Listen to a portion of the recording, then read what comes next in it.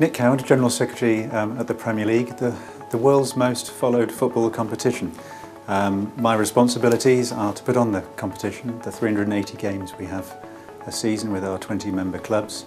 I'm also responsible for the rules and regulations, the governance, youth development, legal and regulatory affairs, and also all our relationships with other stakeholders in the game, whether that be the Football Association, the Football League, the Players Union, the League Managers Association, and also around the world, our colleagues at UEFA and FIFA.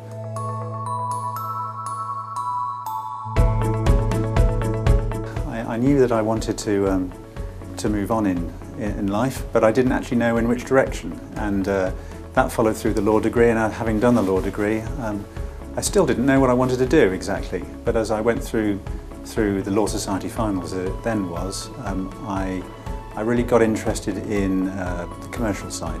And I wanted to go into business really as a legal advisor, in a legal advisory function. So I ended up at a city law firm, Freshfields, in the early 90s.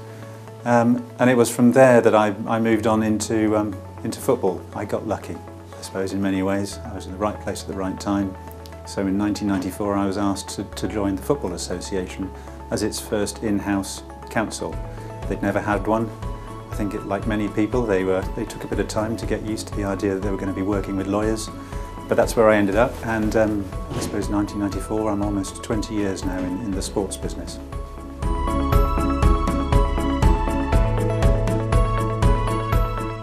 You learn how to think and act in a particular way, and it's no surprise really that if you look around the world of sport, there are an awful lot of lawyers involved. What we're doing is we're working here at the Premier League with our 20-member clubs. There's a contract right at the heart of all that we do, which is our rules and regulations. This means that we're working together as part of a joint venture. So that attracts a certain way of thinking, and so you'll find now, a few years on, there's lawyers at most clubs, there's lawyers in most sports governing bodies, and certainly here.